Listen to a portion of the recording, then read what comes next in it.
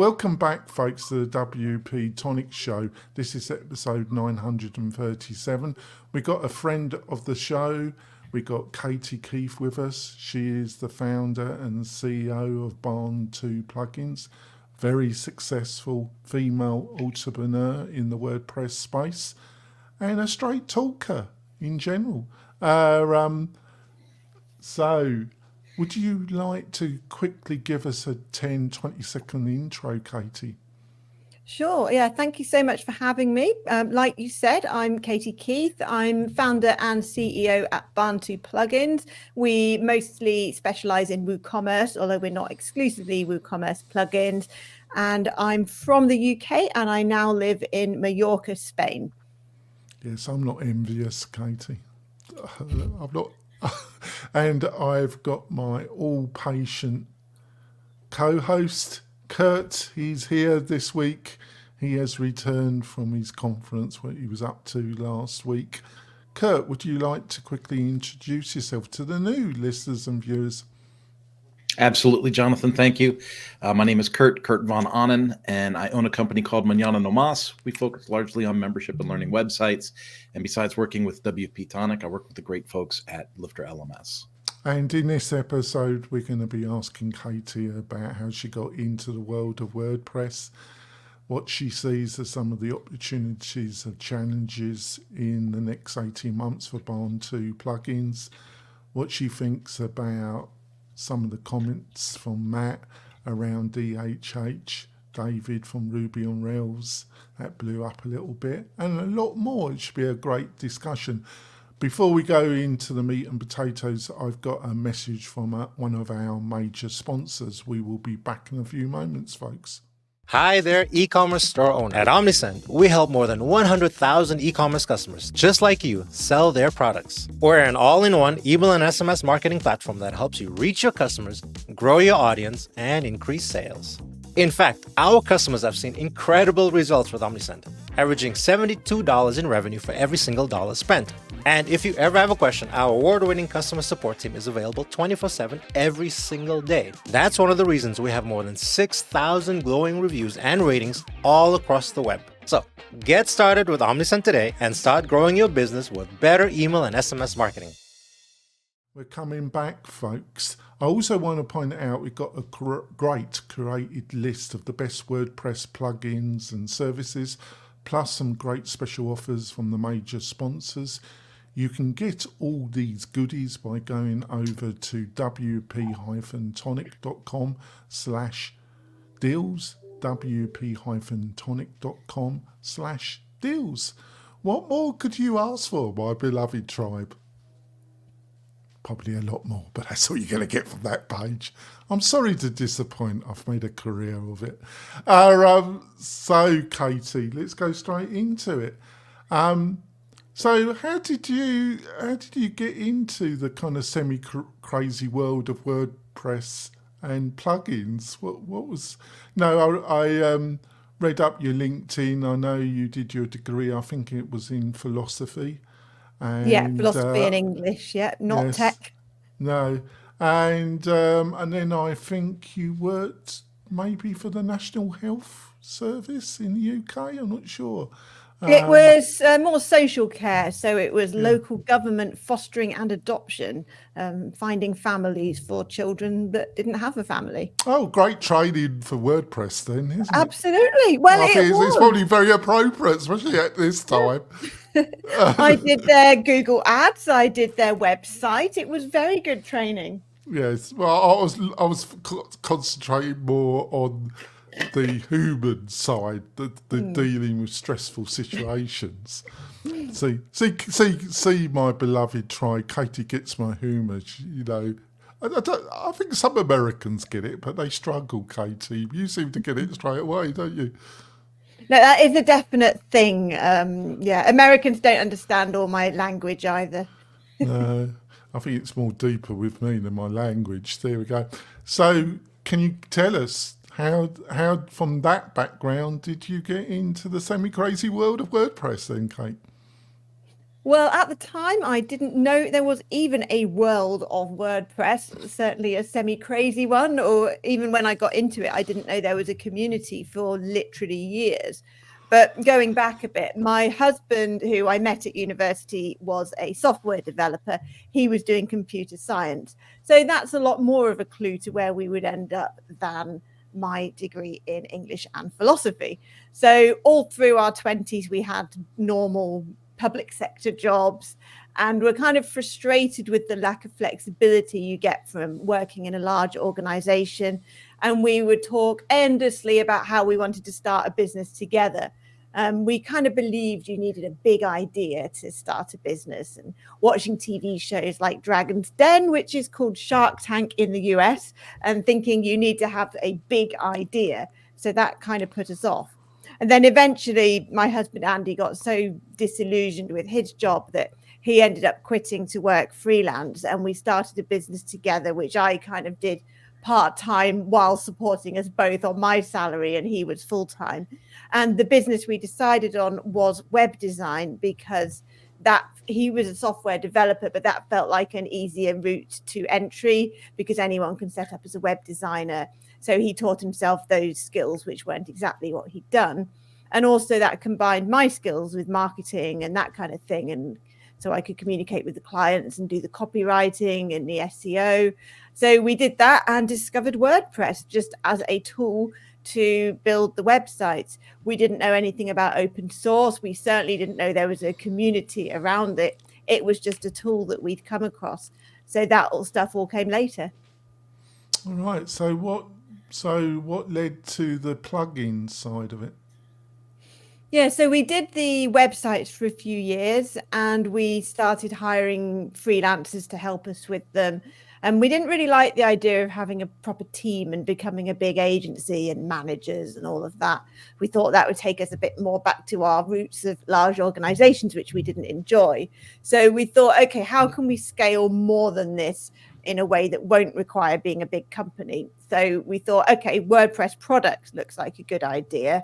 And we knew about those through building the sites for clients. We had a bit of insight into some gaps in the market from what our clients weren't able to find and where we'd had to code custom plugins for them. So we thought that would be a good way into the product market. So we started building some small plugins on the side of our client business, and it grew amazingly fast. So within 6 months, we could stop taking on new clients. All right. Wow. So that's quite quick. So why Mallorca, from England to Mallorca? How did that materialise, Katie? Well, Mallorca is actually a compromise for us, strange it may be to say, because ideally we'd like to have more flexibility. We've created this flexible company for ourselves and the lifestyle that comes with that, but we have a child in school, so that is not so flexible. So we were sort of feeling a bit sad for a while, thinking, oh well, when she's 18 we'll do this. Well, she was like 9 at the time. That's a long time. And then at some point we thought, okay, well, what can we do, rather than just looking to the distant future, and thought, well, maybe we can move abroad somewhere for a year as a trial. And maybe that wouldn't be too disruptive if we choose somewhere that has lots of English speakers and British schools and things like that. And actually, Mallorca fits the bill for that. It has loads of British international schools and more German speakers than I realized. There's more Germans than Brits, which I didn't know. Nothing against the Germans. It's just that I would have liked to either speak a language I know or learn Spanish. Not really so interested in learning German, but still plenty of British people as well. Right. So how are you? So you obviously with Britain leaving the common market, it's become a bit more complicated. So have you managed to obtain Spanish residency, or are you seeking to become a dual national? There's no such thing as dual nationality with Spain. Oh, so we can never change our passports. No. But yeah, that was a total pain. We decided to move like 6 months after the end of the transition period. So we were one of the first people to need a visa to move to Spain from the UK after Brexit. And there was a massive backlog at the time we were applying because it was a new system and the powers that be hadn't figured it out yet. And particularly there was a lot of demand from students that suddenly British students needed visas to live abroad for a year to study. And so we tried to apply for a visa and we didn't even get an appointment, and months went by and we couldn't even get an appointment. So we ended up moving on the 90-day tourist visa that any British person can use to go to the EU, thinking we'll have our visa sorted before then, but we didn't. And so our daughter started school and it was really stressful because we couldn't even get an appointment to apply, let alone see if we'd be successful and accepted. So we ended up doing something that most people can't do, which is buying a house just to get residency. They've got this special thing called a golden visa where you can basically just buy your way in. So we borrowed a lot of money from the company, which again, we were lucky to be able to do, and got the golden visa, but it was hard. And since then, they've introduced a new digital nomad visa where you don't have to spend any money, and that would have been perfect, but we were too early for that. All right. Thanks for that, Katie. Over to you, Kurt. Nice. I love how your story emulates with so many others about you found WordPress as a tool and for years didn't even realize there was the community. And especially now that we're seeing some of the stuff we're seeing in WordPress, I try to remember thousands, millions of people, developers, implementers, a lot of aren't even aware that there's any community or that there's any of this distraction happening. You know, it's just a tool that works. And it's so cool that you were able to get your start in that way. That's pretty awesome. When we think about where Barn2 Plugins is now, right, and 2024 going into 2025, what do you think are like some of the most significant like opportunities or challenges that you guys might be facing as we come up on the end of this year? I see my biggest opportunity at the moment is learning from what I already know. So we've got 19 premium plugins now. Wow. We did have 24, but we sold 5 of them earlier in the year. So that gives us a lot of data in what sells and what doesn't. So instead of building new products, which may or may not be successful, I see my biggest opportunity as perfecting the ones that are selling so that we can maximize the results from those plugins. So at the moment, we've totally stopped building new products, and we're really focusing on like probably the 3 that are doing the best, because the customers are telling us what will make them more successful through the feature requests and so on. So we've got a very clear blueprint of how to get more sales from what's already working. Nice. Now, as an outsider looking in on like your X account, I see you on X a lot. And I also see people that go, how come she gets all the airplay on X? How come she gets all the posts? How come she gets all the visibility? And I'm like, when I look at the quality of the posts and the vulnerability and the transparency you put in your posts, it's pretty obvious. I mean, you go and you say, you know, we launched this, or we are selling this, or we are about to announce this for sale. What do you think?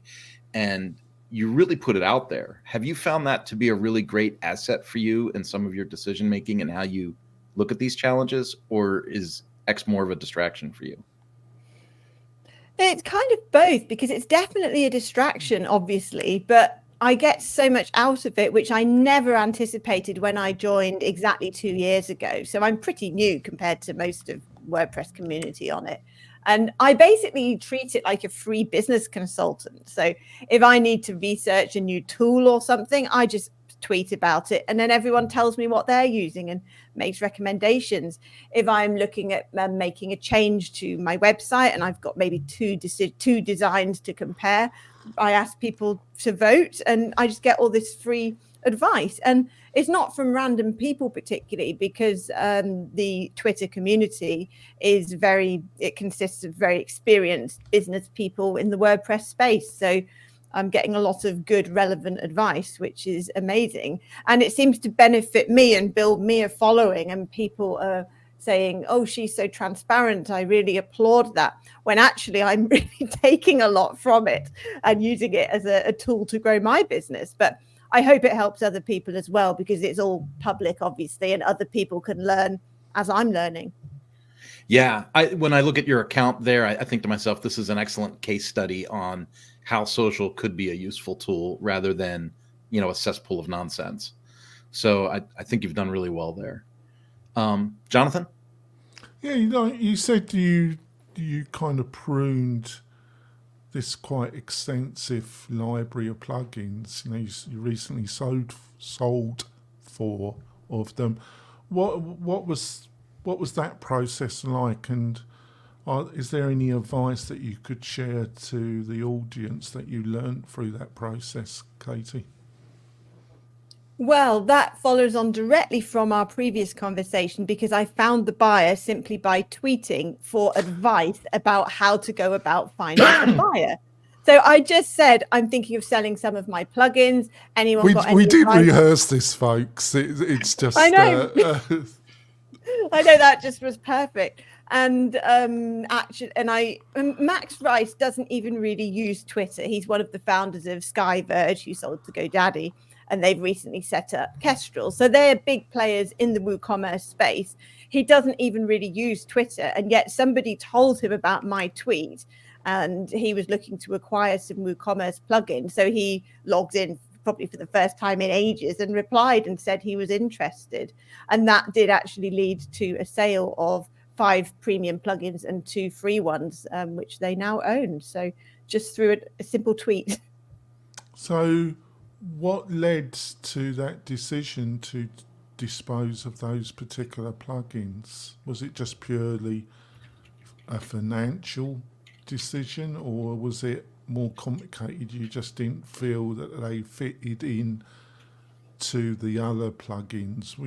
I'm just presuming this. What were some of the criteria that you looked at to make that decision, Katie? It was a bit of both. Towards the end of last year, I did a big 80-20 rule analysis of various aspects of the company, ranging from the products to the marketing and so on. And whenever you do that, you discover that most of the things that work for you are coming from a tiny amount of the things that you do. So the trick to growing your business is to focus on the things that are working and get rid of the things that are a distraction and aren't having results. And in this case, the majority of our plugins were bringing in a minority of our income, particularly those 5, which were all making, I think, less, about $1,000 or less a month, whereas we had other plugins doing a lot. So they were all selling, they were getting regular sales, but they were smaller than our others, and we were having to spend time in developing and maintaining them and supporting the customers, of course. So I just thought, this is time to focus on what works, as I was saying earlier. And part of doing that involved reducing our overall suite of plugins so that we were freeing up resources. And interestingly, Kestrel were having a completely different strategy. They were building a new marketplace of many WooCommerce extensions, and they knew these were my smallest plugins. I didn't cover anything up, and they were happy, even though I was completely honest about my reasons, because their motivations were different. Yeah, that's fantastic. So you remarked that your business is established into WooCommerce, but you're also attempting to diversify.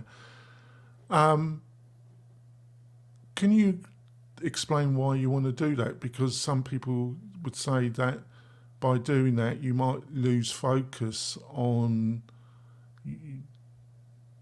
the factors that established your success by moving away from your core expertise, which is around providing third-party solutions for WooCommerce.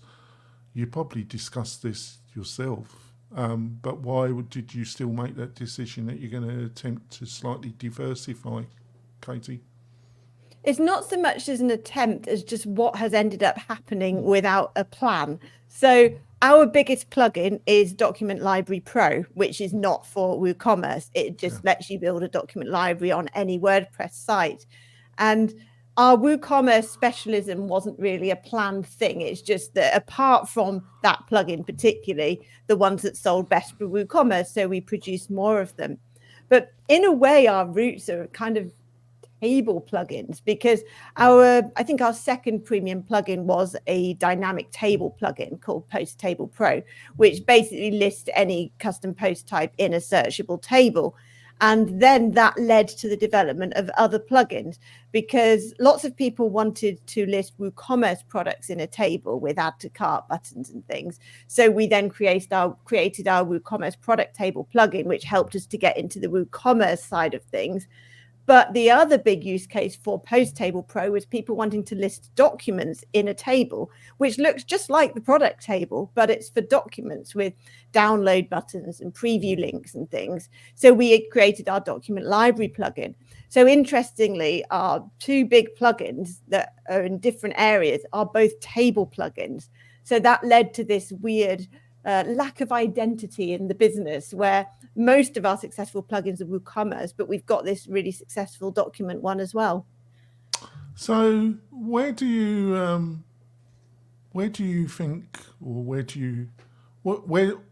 sense of where WooCommerce is at the present moment? Obviously, it's one of its biggest competitors is Shopify, but I think I am correct that the second biggest is WooCommerce. I might be incorrect about this. So where do you think WooCommerce share is declining, or is it static? How do you see it compared to its main competitor, which I feel is Shopify? I'd be interested to see what you think. Yeah, Shopify is definitely its main competitor. In terms of which is ahead, it depends on where you look, because Built With, which you've probably seen, says that Shopify is slightly ahead. But if you look at, I've forgotten the name of the website, but it's actually linked from the woocommerce.com homepage. The data that they're using says that WooCommerce is ahead. So it depends on how you're analyzing it. Are you looking at shops by size, like the top 1 million stores in the world, or are you looking at all websites on the internet? So it depends on how you define it. But so I have to conclude they're pretty close, basically. Yeah. I would say that WooCommerce is stable. I would like to say that it was growing, but I'm not aware that it's particularly growing. Although I am feeling quite positive about it, because it's stayed largely outside of the current controversy. I know it's owned by Automatic, but it feels like it has separate management, and it's not been drawn into the things that have been going on directly.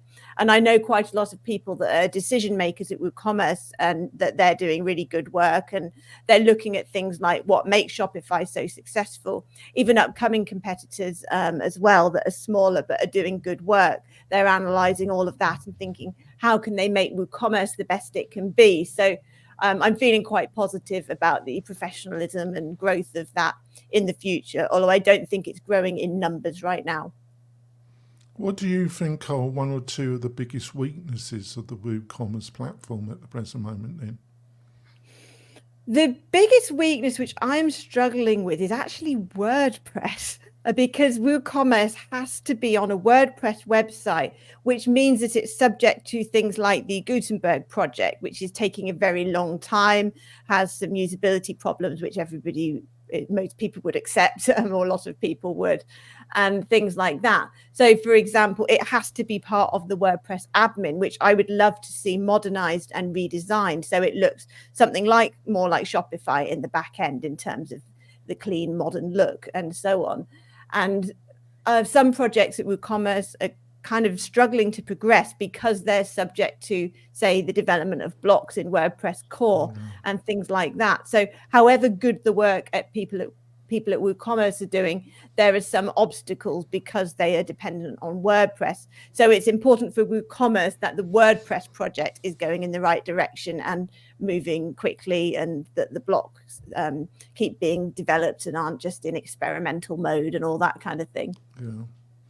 Yeah, thanks. I didn't want to influence you, but you kind of confirmed my own thoughts about what are some of the factors that have been limiting WooCommerce, because I do agree with you. I think it has a fabulous possibility of growing, but I think there's a certain group of circumstances over the last few years that have held it back a little bit. And I do agree with you. I think a lot of those circumstances have been around Gutenberg, which personally, even though I'm financially or personally not really involved with WooCommerce to any substantial, I still want WordPress to, and people involved in that particular area, to prosper. And I think it's quite frustrating in a way.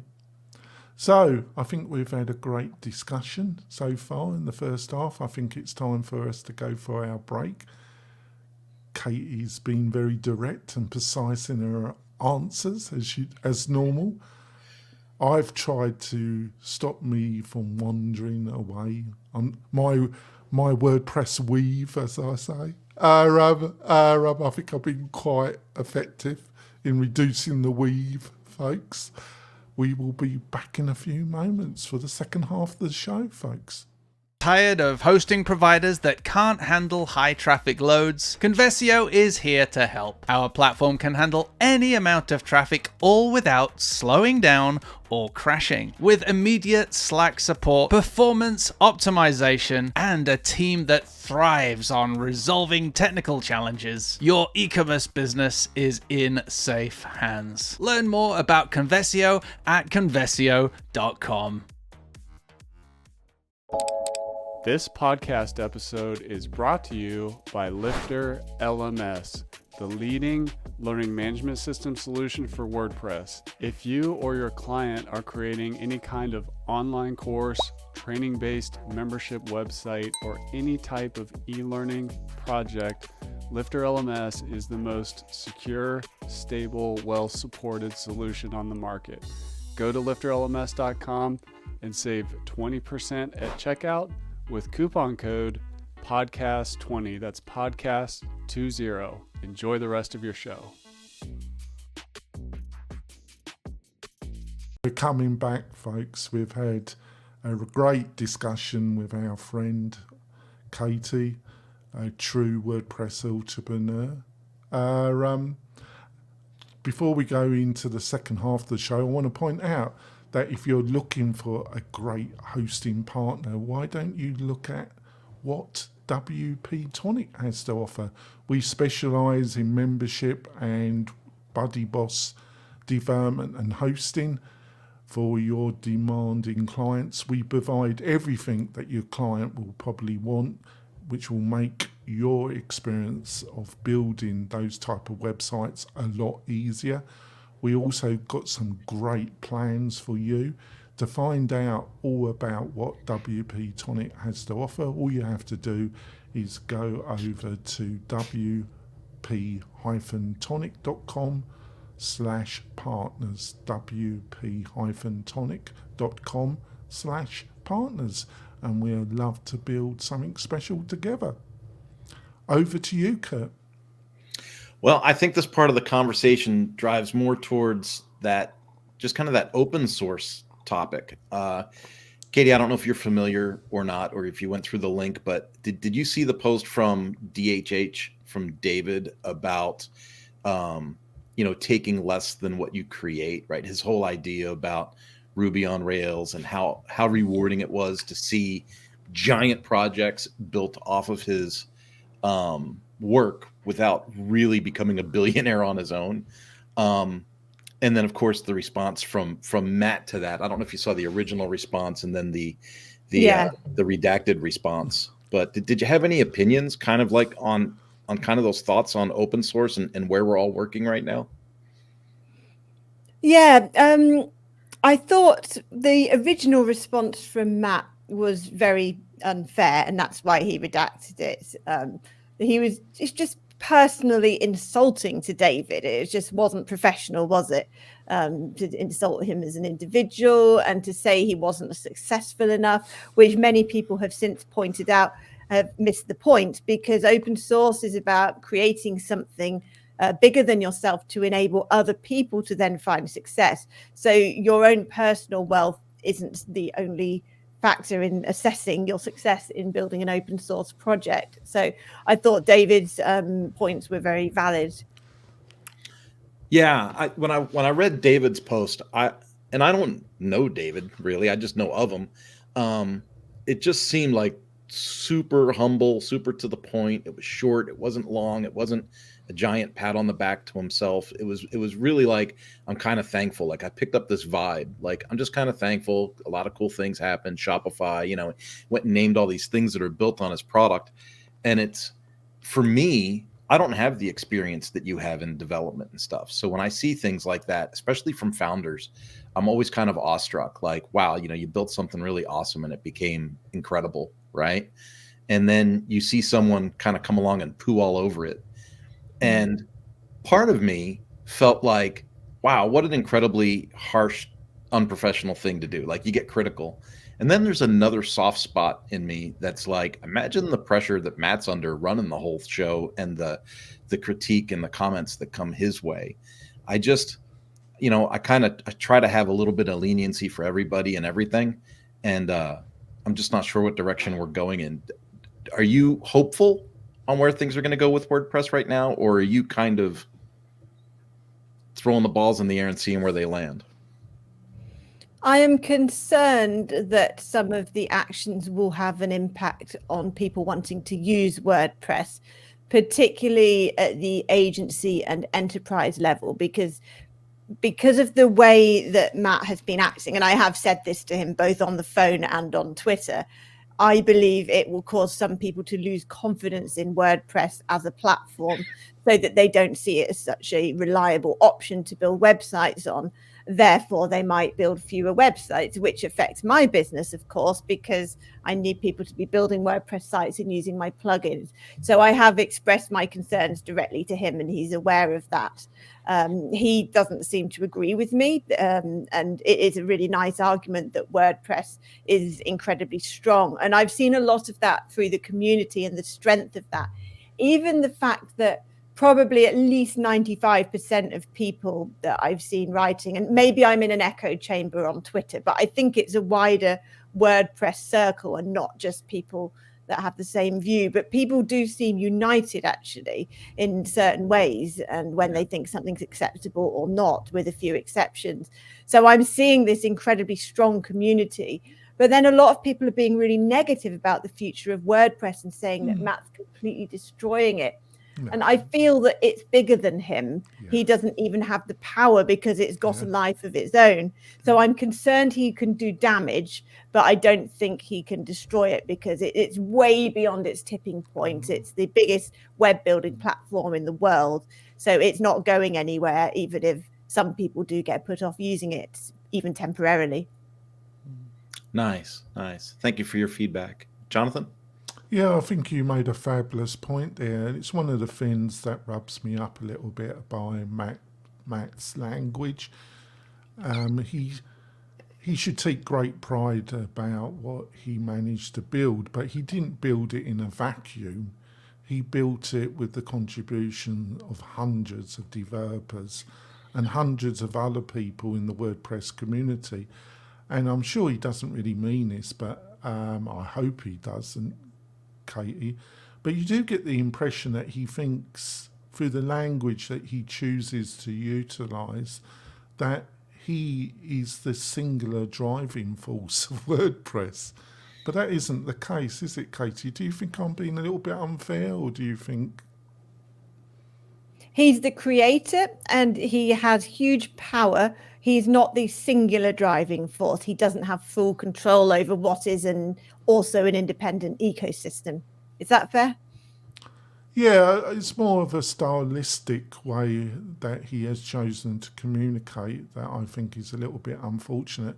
When it comes to David, I was just quite amazed by the original answer. I was, because David, I don't know David.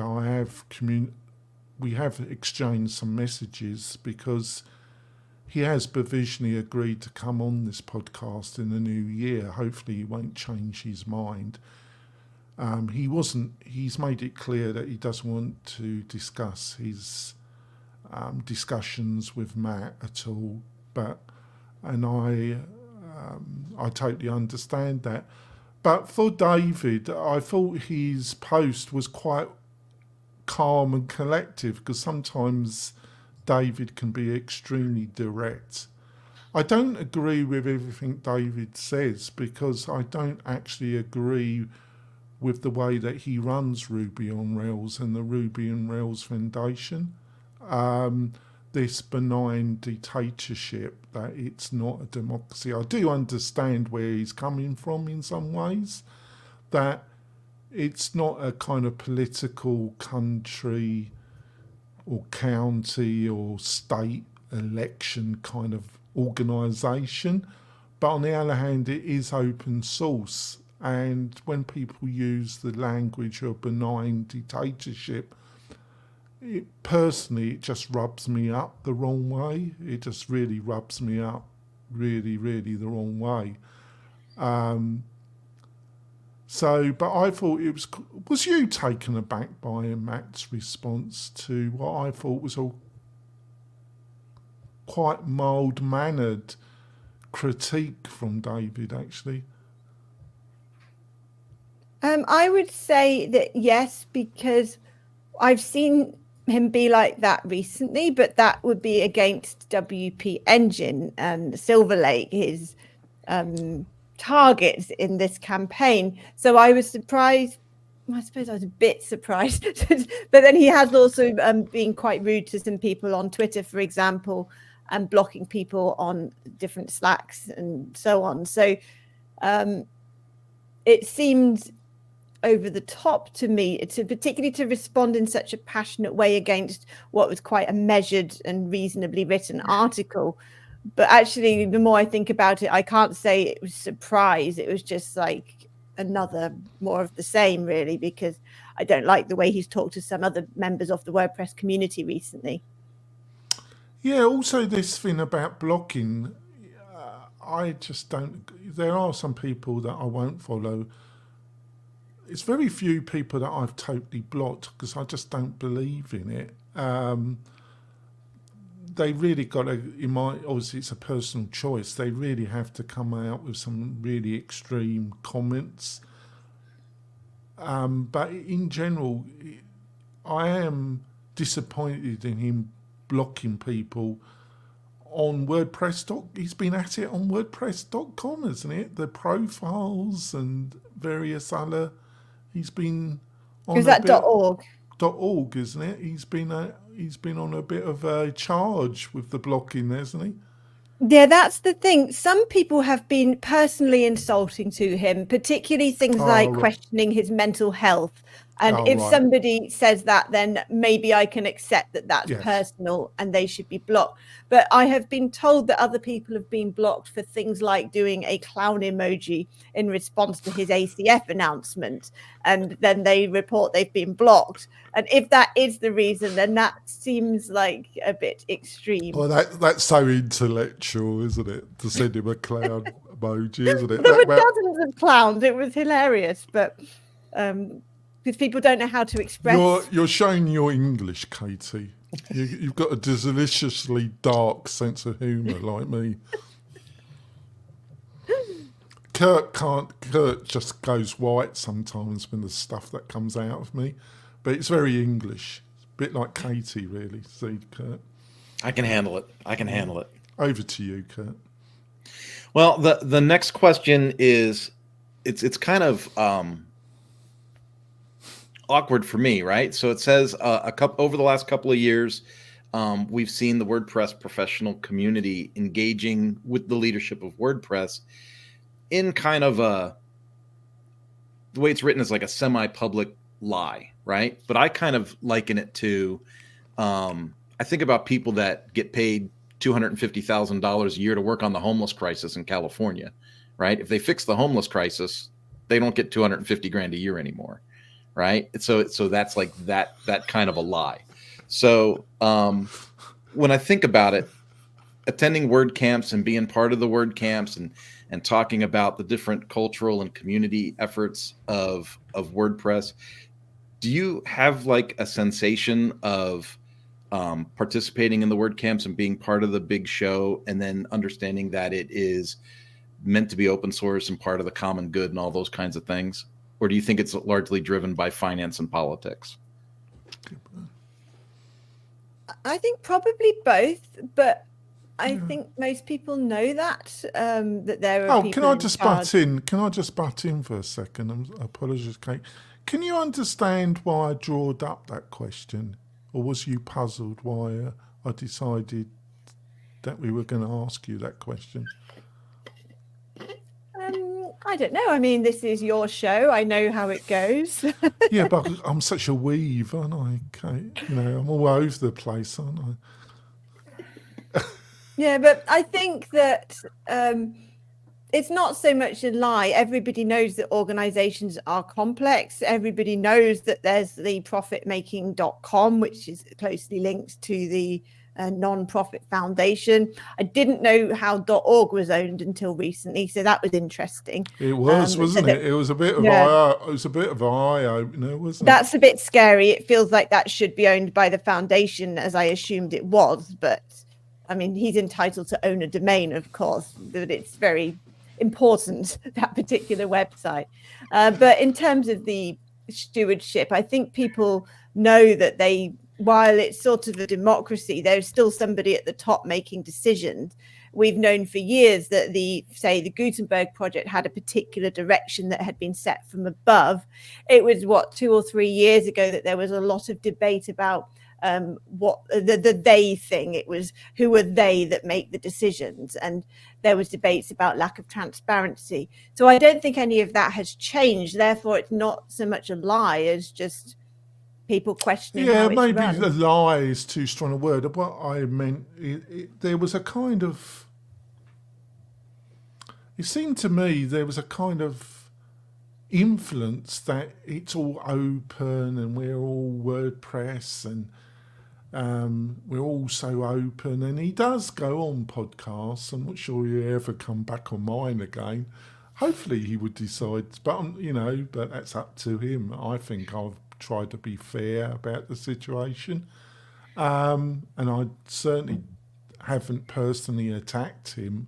I think that would be extremely unfair, even though I don't agree with his actions. I think he's not doing himself any favours, to be quite truthful about it, Katie. Are you blocked? I don't know, because I don't check. Yeah, you should check. I'm not that bothered. There's a small group in the WordPress community that make a lot of noise that have blocked me, but that's for other factors, other things that I'm supposed to be, Katie.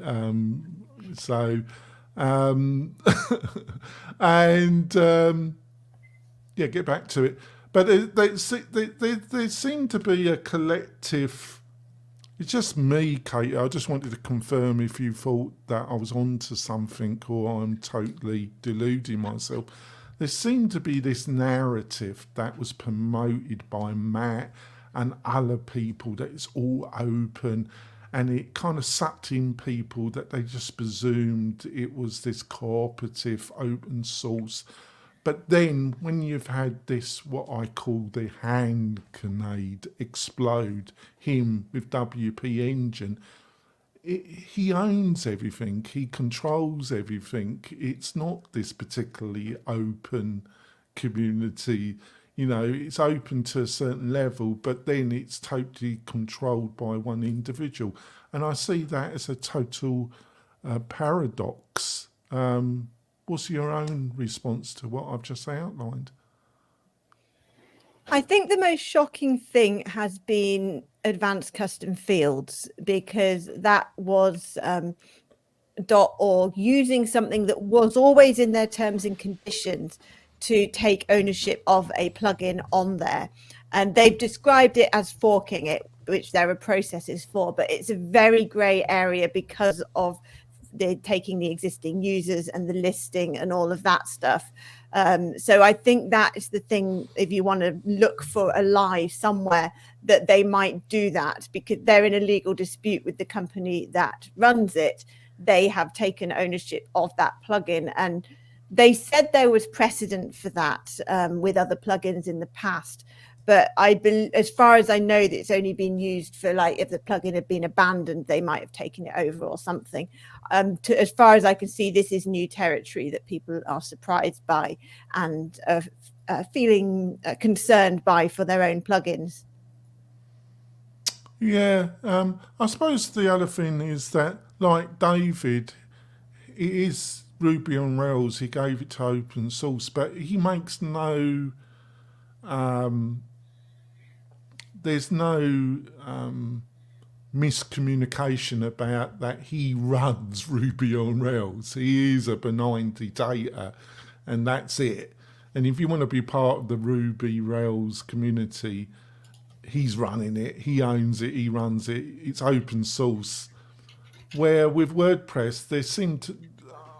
I'm not sure if this is the right word to use. There seemed to be a level of propaganda about that it was much more community owned and focused, but the reality is underneath it's run just like David, like David owns, I don't know the precise setup of Ruby on Rails and its foundation, but when it comes to WordPress, there seemed to be this unsaid thing that it was so open and everybody, and I think a lot of people really, especially new people to the WordPress community. I had a chat with Mark last week about this, and he said to me he felt that people who had a long time in WordPress really understood what the real setup was, but it was the new people that they kind of bought into it. It was much more open than it was. What's your response? It's because it's a philosophy, almost a religion, that people attach their values to, which doesn't necessarily happen with proprietary platforms. And so people have these expectations because it's an open source philosophy. And I think that makes people more emotional about it and create those expectations. But regardless of that, I would like to see more clarity in how decisions are made and what is up for grabs in terms of consultation and what isn't. Yeah, back over to you, Kurt. I got a lighter question. So in your day-to-day, first off, do you use AI tools? Are there AI tools that you use? And then if you would, what are your most common? What's helps you drive success for yourself with AI? I use them in a fairly basic way, but regularly. So I'll use mostly Bing Chat or Claude. They seem quite similar to me, but Bing Chat has internet access. So when I need that, I use that. I use it for things like research, headlines. Like, I'm not very good at writing headlines. So if I'm, say, planning a podcast episode for WP Product Talk, then I might tell it what the episode's about and get ideas. So things like wording and idea generation. But I would never use it to, say, actually do copywriting, because I like what I write to sound like me. We're similar in that way. I get prideful. I consider myself a writer. I use it so it doesn't sound like me. Sometimes I'll try to use, I'll use it as an outline tool. Like, I'll think of a subject, I want to write about it, and then I ask it for an outline. And then I'm relieved because it's like, it'll give me 2 or 3 pieces in the outline that I didn't consider myself. And I'm like, oh, that's awesome. So I can expand on that. But when it comes to the actual narrative content, I like to write that. I like to know that it's my voice, my words, my thoughts. But then when you run it through some kind of an SEO tool, it seems like it comes back and says, hey, Kurt, you're a moron. These are the wrong words. You didn't use the right keywords or whatever. So I have found, in a weird way, and I just want to see if you feel the same. I tried to adopt some of these AI tools, but it's stolen some of the joy of the creation from me some. And sometimes I feel like it's added work rather than the initial intent, which was to take work away. Yeah, I think I'm quite good at not using it where that is happening. So if I ask it to do something and it's just not adding any value and it's sounding really generic, and sometimes when it does an outline, it's good. Other times it will just add loads of things like, I don't know, a troubleshooting and an FAQ section to a blog post, which isn't necessarily what the search intent of people finding it is. Then I just won't use it. I pick and choose and sometimes don't use it at all. Yeah, I tried using Grok yesterday, just as a funny story. I'm graphically handicapped. I have to hire graphic people for my team because I'm not imaginative. And I thought, well, I'll try to use Grok to make some images. And I told Grok what I wanted it to make. And it kept sending me like imitation, half naked women in these things. And I was like, no. And I even put, quote, fully clothed, unquote. And it still sent up, crazy pictures. And I was like, you just can't, even if you tell it what you want, you don't get what you want sometimes. It just keeps forcing something at you. It sounds like a developer, doesn't it, Katie? So, Jonathan, I think that sends the last question to you. Yes. We don't have to bother with H.G. Wells because Katie comes from England. She's obviously knows Doctor Who. So if you were Doctor Who... I've actually never seen an episode of Doctor Who. Oh, well, we better go back to... I can do H.G. Wells, but not Doctor Who. No, let's go back to H.G. Wells. I don't know. Never watched Doctor Who, the Daleks and the Cybermen. I used to hide, when I was a child, I used to hide behind the settee when the Cybermen were on. So let's go back to H.G. Wells. If you had your own time machine and you could go back to the beginning of your WordPress or just after you left university and you could tell yourself one or two things, is there anything you'd love to tell yourself? I'd love to tell myself to think bigger and be more of a visionary. I don't know if that would be realistic because I'm very good at getting things done. I'm very motivated, but I'm not a visionary and I don't have big ideas. And I think that my business would be a lot more successful if I had thought bigger. For example, I've spent a lot of time on very small single feature plugins, 5 of which I actually ended up selling because they were too small for the company.